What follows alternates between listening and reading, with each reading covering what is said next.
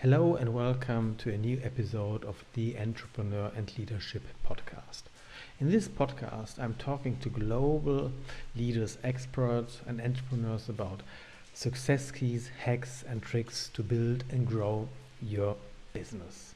Today, I'm so proud to have Karen Silins on the show, and the topic is personal branding and corporate branding.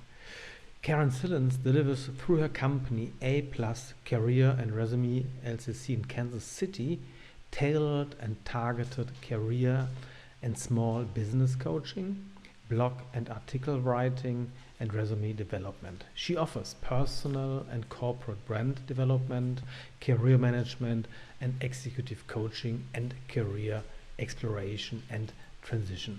Karen originally pursued a career path in opera performance, vocal education, and choral directing, but experienced her own career transition into human resources, eventually finding true vocational fulfillment in resume writing, career coaching, and small business coaching. And I'm so happy to have her here today on my show, and we are going to speak about personal and corporate branding. Welcome, Karen. Thank you. I appreciate you having me. Yeah, I hope I could summarize your profile, your bio enough, but probably you want to add some words to that. Well, I do have a membership in Forbes Coaches Council, and so I do write for Forbes Online.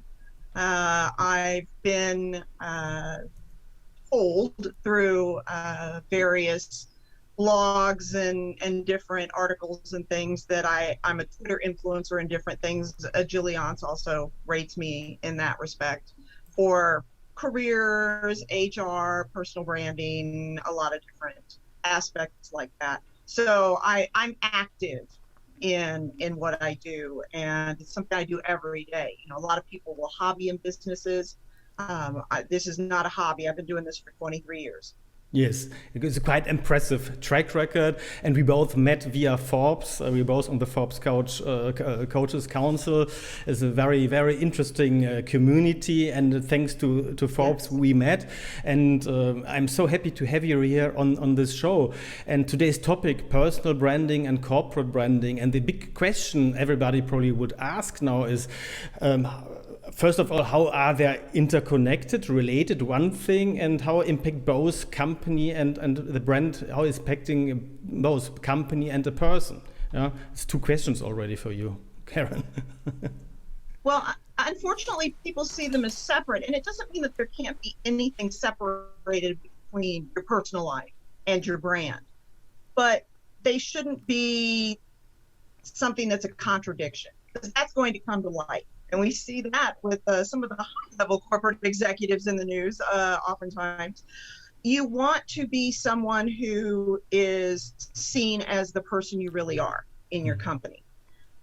It doesn't matter whether you are a Fortune 500 CEO or you are a small business owner. You and the company should not be separated overall. Either you are fully in to be a part of that organization or you aren't. And I believe wholeheartedly you should be fully involved. And that means that your brand should be reflective in what you do. It's important that people understand what personal branding is, what it brings to them, and how those two can meld together. Yeah, wow. And I think I agree there completely, because it's a kind of, as a person, you have your own values, you have your own purpose, and this has to align with this of the company. If the company has different values than yours, different purpose, different objectives, different expertise, you are the go-to authority for yourself, one thing, as well the go-to authority for this company. And therefore I agree completely that both has to align, otherwise you would compromising both brands. Yeah, definitely. Exactly. It's important that you spend the time to make sure that the organization that you're running, or the organization that is yours, essentially, because you may be the owner, that there's not this big dichotomy between the two where people see a totally different person over here, and then over here in the company they see somebody just that they don't recognize, essentially. Yeah, and I saw and see that quite frequently, especially on some C executive levels. They're doing their rock star thing. They are not really aligned with the Yep. thing of the whole company, and they have a different personal brand as a rock star, if you like, instead of the company and that is dangerous, very dangerous. But it holds as well for every employee in a company. They should at least align their brand somehow to the company. Otherwise, they won't be fit for this company. And probably that brings us directly to the next question. Why it is so important to cultivate a business brand for a small business? Yeah? Because I think our audience is mostly small business and SMEs. Yes. And for them, it's so important to be visible on the one hand side and to be the go-to authority. And why is so important this cultivation of a business brand? Credibility. That's the biggest thing that I can tell you that branding offers you is credibility. For instance, for years, a lot of people, and there's still some today, do not have a website for their business. And they wonder why they lack the ability to get customers. They may get certain customers through referrals and things, but not having that website, a website offers you a certain amount of credibility. Oh, they spent the time and effort to put that together. They must be real. Well, the same thing happens when they see you on LinkedIn, Twitter, Facebook, Instagram. If they see that you do blog articles, you do a podcast, you write articles on LinkedIn, or you're a member of, say, Forbes Coaches Council, and you join organizations that are specific to your industry and help bolster your reputation that way as well, maybe even being involved in them. Consumers or potential employees will look at your brand. It's important to them. They want it to align with where they're going, and they need to trust you and trust it. And if they don't see something that aligns with what they're looking for and all seems pretty cohesive across the board, why should they ever call you? Mm-hmm. Yeah, absolutely. It's wonderful. And if you can summarize what makes a brand, what makes a brand? What is so important? What are the ingredients of a brand? The ingredients of a brand are being out there on social media, having a website, and communicating regularly. That's one of the things people miss out on. I believe that most people do not get themselves out there communicating regularly. You could be an information sharer or an information creator. Both are fine. And in fact, I think you should do both. But from a standpoint of creating your own brand, you must be doing, at the very least, information creation, where you're sharing your expertise. A brand is everything that people see about you. So if I drive someplace and I go to give a presentation, and I do that frequently, right now it's mostly through video, but I do go places and give presentations in person. The cleanliness of the car that I drive and all the things that people see when I pull up, it doesn't have to be a new car, but they see that I take care of my car. That actually does make a difference in whether they see I'm going to take care of them. Just those little things that people often don't consider. Mm-hmm. Yeah, I think it's back to the online perception of people. as well. Yeah, it's back to the perception of people, how people perceives you. That's the most important thing, and how you want to be perceived by people. It's not how you see yourself; it's how people are perceiving you, how you want to be perceived by people. And therefore, you need to be, especially as a small company, and I agree there completely. You have to be visible. And how can you be visible? You mentioned it. Be out there constantly, for example, on social media, because that's an easy platform or easy platforms to be out there globally and to scale your business, if you like. Exactly.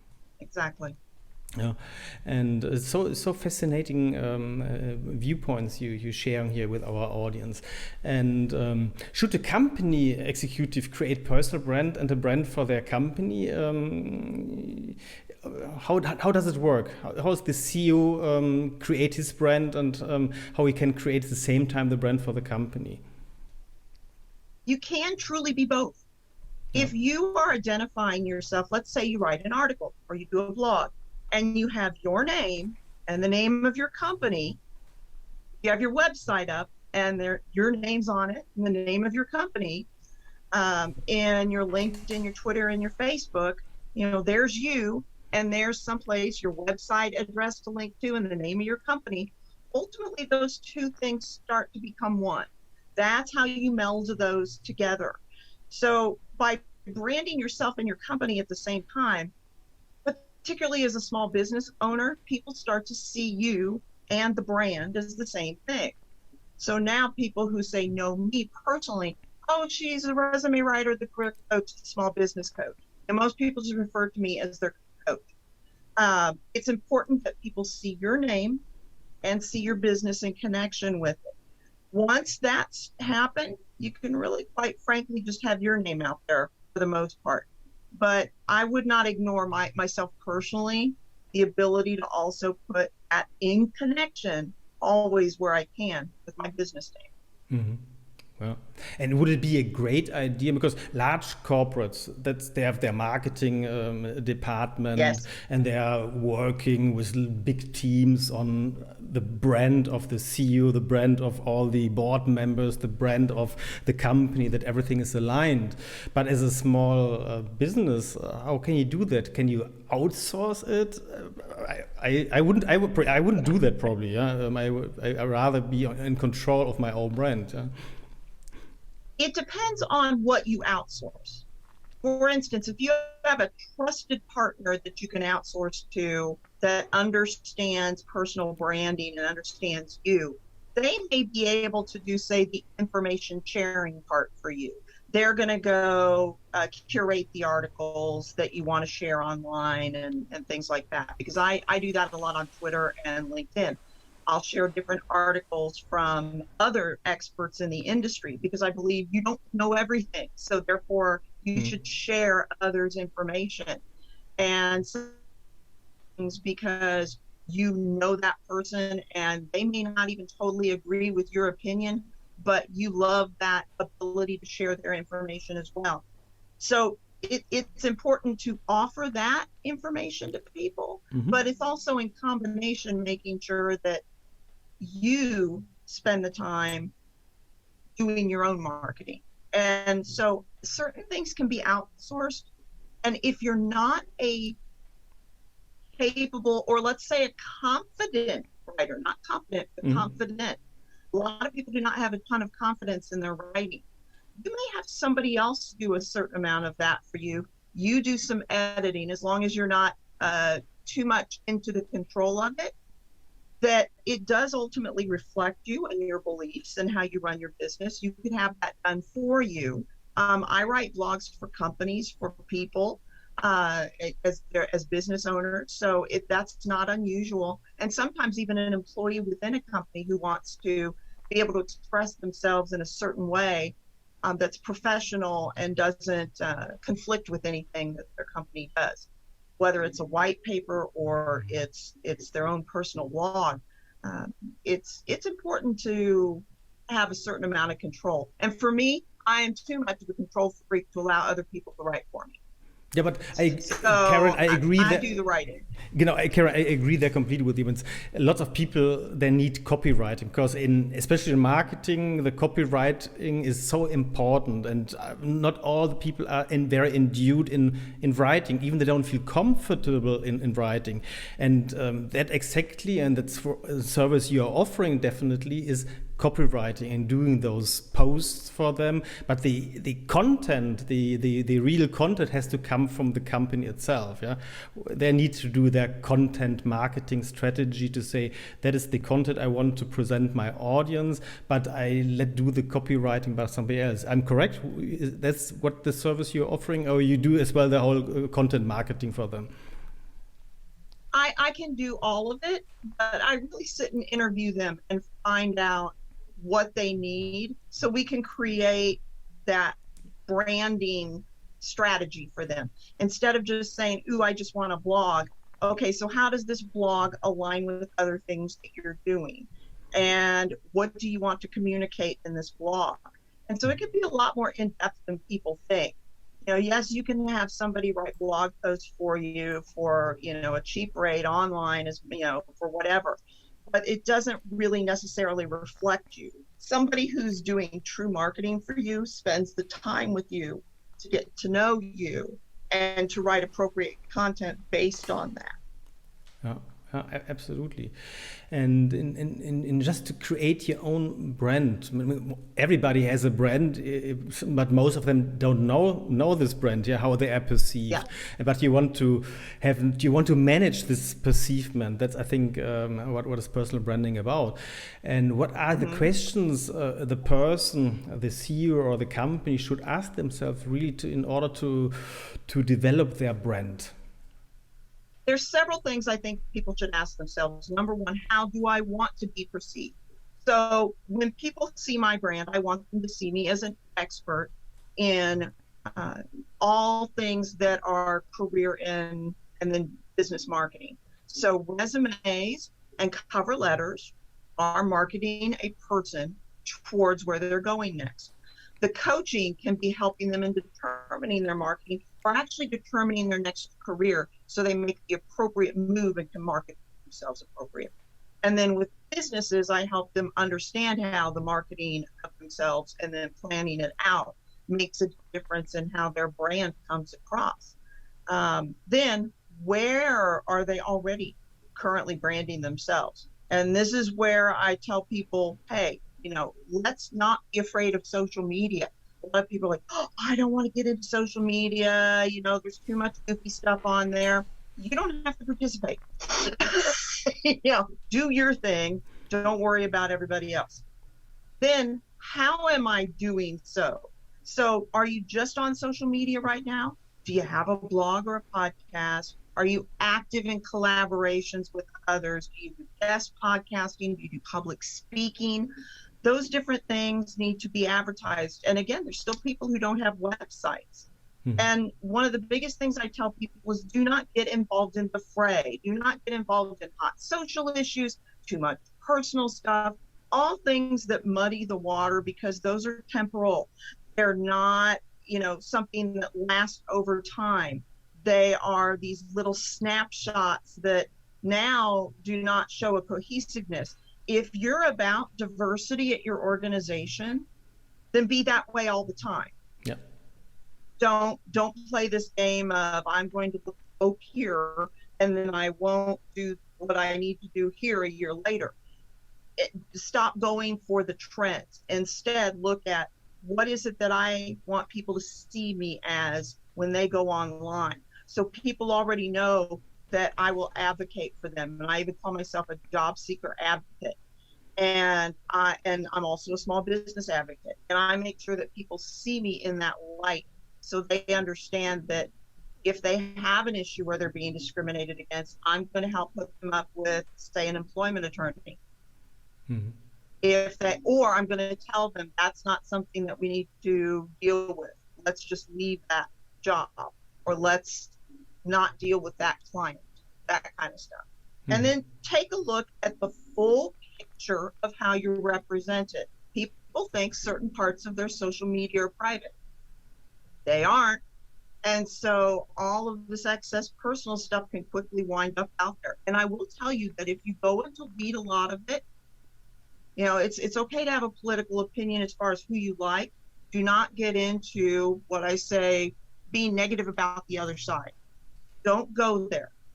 If you go and delete the stuff that you said like that in the past, well, what happens is ultimately that pretty much goes away. It's not gone, but it's hard to find. The harder things are to find, the better for you.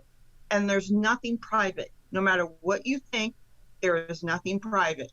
It can either be gotten to just by a back end way that you don't even realize, like on Facebook, their stuff's not private. Or people will hack it and find out. Yeah, So if you don't have that stuff out there in the first place, you don't have to worry about it. it's fascinating what you're saying, because I have exactly the same approach. For me, the social media I'm using really to tell my authentic story, and which is related to what I want to do in business. And what I want to do in business, I want to help people. It's my purpose to really to create their own business, to find business ideas and scale them in a sustainable business model. And this has to be the story consistently told on all social media, and not only in social media, on every industry event, on every single reception you're invited to, and you're telling what you're doing in your business is this story, and that has to be consistent. You can't be on the one time the rock star who has no interest in other people, and the other side you say I want to help people. That doesn't go together. That's and therefore.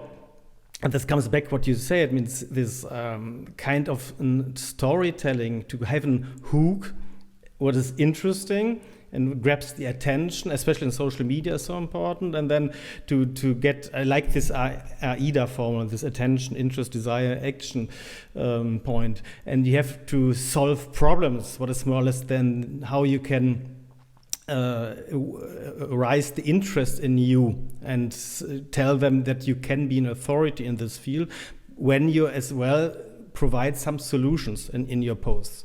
Yeah, and then you can go. It's okay to offer. It's okay to offer a little bit of personal. Unfortunately, people sometimes, there's no personal. There's nothing. No. I apparently, when I give seminars and when clients deal with me, I'm funny. That's what they tell me. I'm funny. I add humor to what I do, because it's not that exciting to talk about a job search. So if you can tell some funny stories or give them things that are more memorable, they're more likely to retain that information. I don't sit there to purposely be funny, but even in like my Facebook posts that are not for business, you will see funny memes and things like that. But I'm careful that they're not insulting to people. You have to have that understanding of what you can put out there and what you can't. It's unfortunate that so many people, they almost give no personal life there. It's what's appropriate, and what you can offer is little peeks into the personal life so people can see you as a human being. And it is important to humanize your brand in that respect. So a business owner who wants to project, hey, I'm the person that you should use, people like that a bit personal touch. And so when you read a portion of my bio, it says I'm a trained opera singer, and I am. Yeah. People can go, oh, that's unique about her. That's something personal. That's not who I am in total. Do I still sing on the side? I absolutely do. But that is just a small portion of who I am. Just like my company is a portion of who I am. And the fact that I'm a dog owner, and my husband and I rescue animals, dogs that have been badly abused, and they find their permanent home here. But that tells as well the story, Karen. That it tells as well a story that you're a good person, that you have a private life, that it's about relationships. A relationship shouldn't be boring. A relationship should be exciting. And the other person you want to relate to in business as well, it should be a person you trust on the one hand side, but that you should as well go along and have some fun with them. Because business is all about relationship. Yeah. It's connectedness to people. It's not connectedness to a material, to a machine, to a product. The product, normally clients don't care about the product. They have a problem that needs a solution. If you need a hole in the wall, you can buy a driller, but you're not really who's interested in a driller. You can do it by a laser pointer. I don't know. Right. Yeah? And the same is in business, and with this brand, you need to give some away from your personal life, in asterisk, the person who you are, what values do you have, what matters to you. And that is so important as well, especially for small business owners.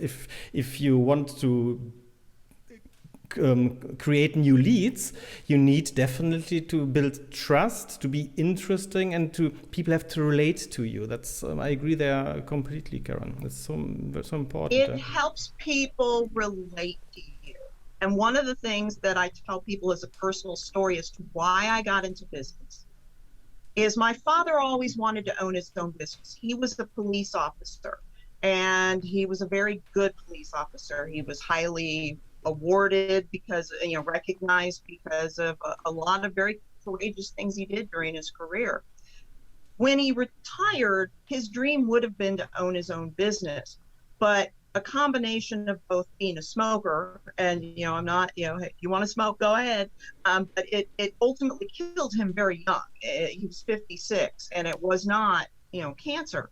But he never got to own his own business. And he also experienced something that many others experience: age discrimination and ridiculousness in how certain companies want you to be as far as your experience.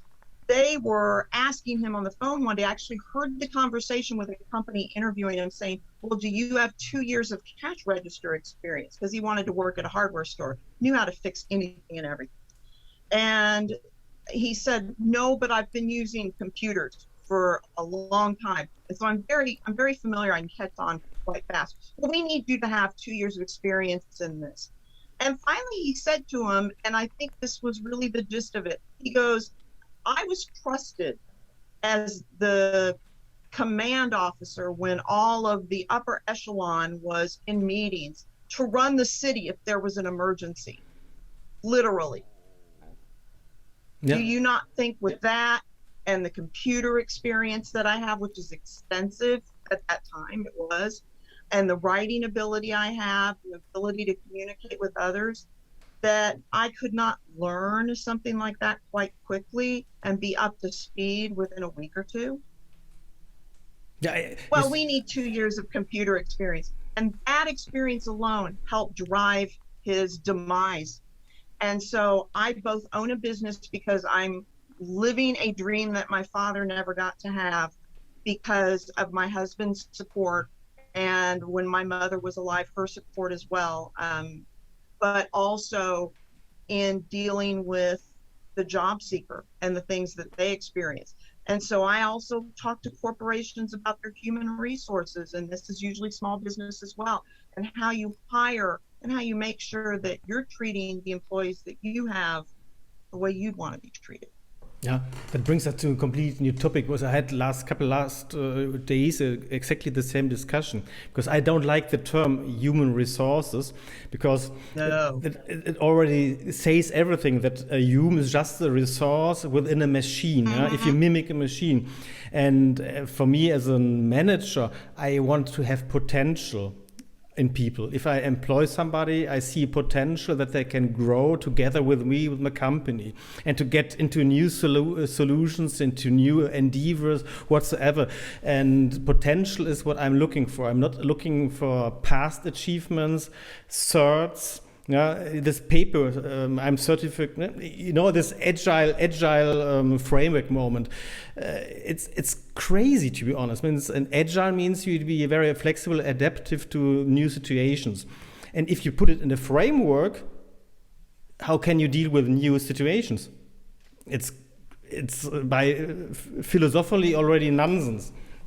And I agree there. Talent means if you employ people, you employ them that they can grow, that they can unlock their full potential, that they can learn new things, that they can even overgrow you, if you like, as a person. Yeah? I have no problem with that. It's fine. It's great. They should rename it employee relations and talent management, because that's really the essence of what it is. It's how the company relates to its employees and the employees relate to them. And then it's how you develop your people, talent management. You can call it talent development. If you're investing in your people will invest in you. Exactly. And it's mutual beneficial. if both are interested in each other and you're not just a little wheel within a machine who has to do the little rat race, if that is the perception of an employee to his employer to his employee, that is good night for the employer. Yeah? I mean, it's a nightmare. He can't do his business for a long time. But back to it doesn't matter how big they are.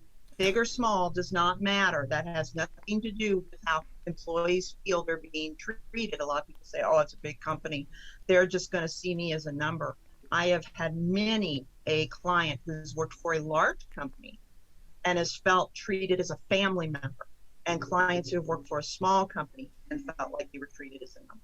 Exactly. It's the experience, the stakeholder experience. You have a customer experience, you have an employee experience, you have an investor experience, and this experience you have to create positively, for win-wins for every side. That's very important. Exactly. And that brings back to the personal or to the branding itself. Do you see there any metrics? Means if you using social media means for me, I don't count followers because I'm not interested in followers. I'm interested in people who are engaging with my post, and I want to get them out of social media into my normal relationship with an email address, a phone number that I can phone them. And what are the metrics? How you can plan that, and what should be the key results you can measure? You need to look at, and you're right, it's not about the people who follow you, it's about the people who interact with you. And you have to interact back with them. Now there's that place where you need to be careful, where there's just people who want to waste your time. All they care about is how much free advice can you give them, or all they care about is whether they can sell you something. But most people are really not that way. And so they're looking for a true interaction, where you might see something. I just did this recently, and I shared an article with somebody, and that got an interaction. But even on LinkedIn and on Facebook, you can wish somebody a happy birthday, which is just a nice thing to do. Actually wish them well in their new job, or tell them congratulations in some way. Same with promotions. Well, those are little points of contact or connection, and that interaction is very non-threatening.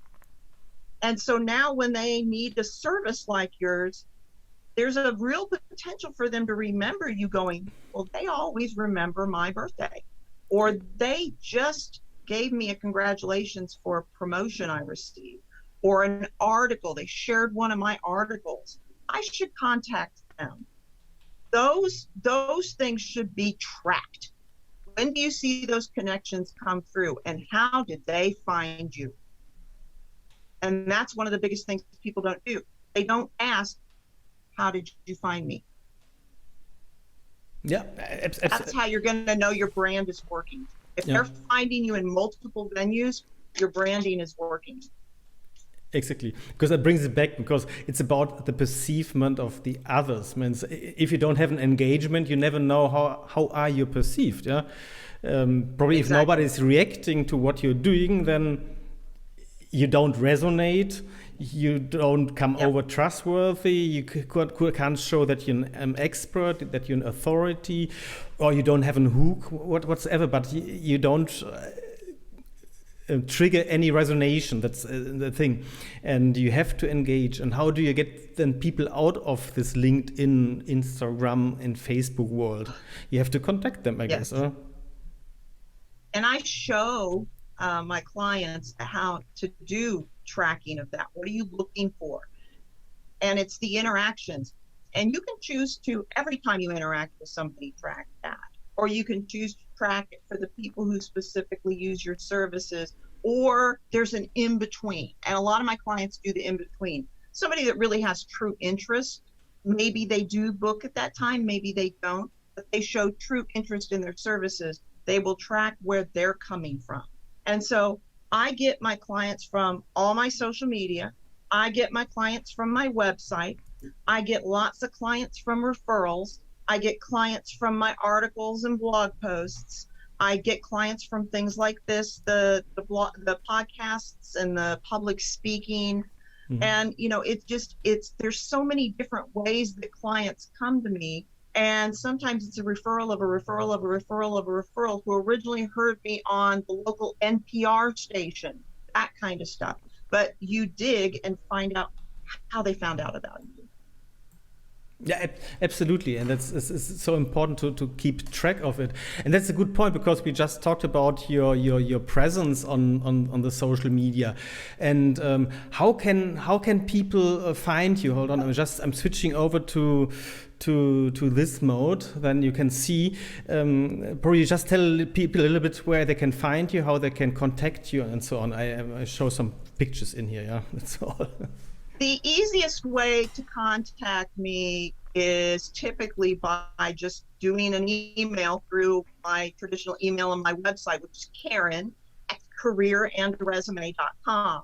Mm-hmm. And certainly you can go to my website, which has extensive information on it, and resources and all kinds of things that maybe a typical person wouldn't provide. Sometimes my clients say, I'm surprised you provide all those resources to people.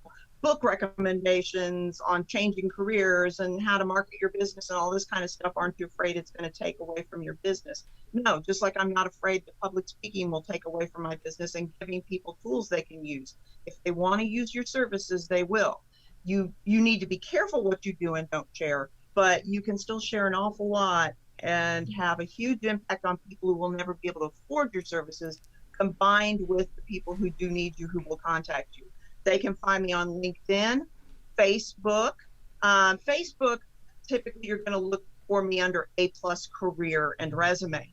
Mm-hmm. However, for LinkedIn and Twitter, Karen Silins. The great thing is there's now only 2 people in the world with my name. My husband has a very unusual last name, and I took his name, and that's been a personal branding blessing. So. It's like in internet, the smart URLs, yeah. That's if it's smart, people can remember. If it's too long, it's very difficult. Yeah. For my name, for example, I've always Thiemann. It's pronounced Thiemann. It's just a cup of tea and then man. Yeah, that's then easier. But the writing looks then dreadful as a German writing. Yeah. Yeah, that's fantastic. And as well, you're constant publishing as well on Forbes. I just picked out here some articles, but it's fascinating, the articles and expert panels you're joining. It's really I can only recommend people to visit your websites and to find out more about you.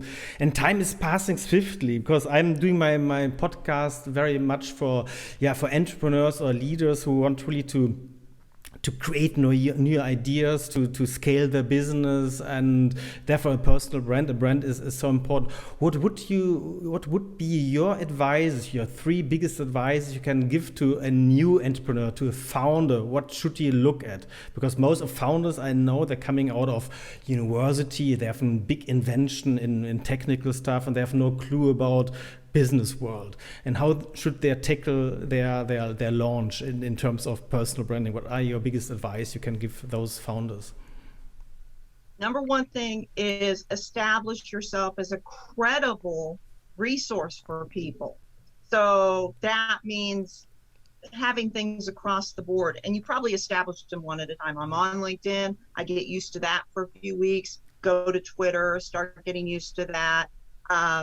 Same thing with the website, all that kind of stuff. So all those different things that you feel comfortable doing yourself and you see others doing. The next thing is to know what you have to offer. Because a lot of people, they want to offer 4,000 things. You cannot be that many things. But some people also, they say, oh yeah, be real specific in your brand. Some people are too specific. They are so separated in what they do. They just have this one little point that they provide to people. That's not enough. So their brand needs to be big enough to get business, that people will be able to use their services. Sometimes, like in the resume writing industry, I'm going to use as an example. You may write very nice military intelligence resumes, which is a specialty I have. It's a specialty. It's not all that I do. I also write medical CVs and resumes. Well, and then I write for people who are IT, sales, and marketing. Mine is about the program. It's not about just doing this one thing and just having a resume suddenly. You need to be able to communicate that. It's not just what you do that I can help you with. It's how you market yourself regardless of what you do. Then the last thing is get help when you need it. Oh, so many people won't do that. They won't contact somebody to help them. I have a person who did my website, upgraded it and everything, and she did a fabulous job. And we've known each other for about 20 years now. If I need some short things written, I can actually give them to her and know she's going to do it. She's going to do it in a way that's going to work for me, or she has a person on her staff that can do it. It's important that you and we've grown our businesses together. It's important that you have those trusted people and don't just ask the committee of they, because they all have opinions, but they don't necessarily know what they are talking about. Get an expert. Yeah, wonderful. That's very big insights, because I know lots of really founders. They are technical, brilliant. They have big ideas, but they never tested them with clients. They're not connected to the real world, and they need really to be connected to their values, to their purpose, and to the people they want to help people. Yes. I think the biggest thing as an entrepreneur, it's about people. It's not about your product. And that's a very good finishing word, closing remarks you did there, Karen. Thank you very much for this fantastic talk. I learned so much today, and I think the audience as well can take so many insights from you and knowledge, and thank you for that, Karen. Oh, I appreciate your time. Thank you so much for inviting me to do this. You know, Michael reached out on social media through Forbes, because we have our own little board, if you will, our own little social media board for each other, where we can talk about things. And the funny thing is he said, email me if you have interest in this. And you can always tell who's paying attention, because some of them just decided they wanted to respond on there and did not see where you said, email me here.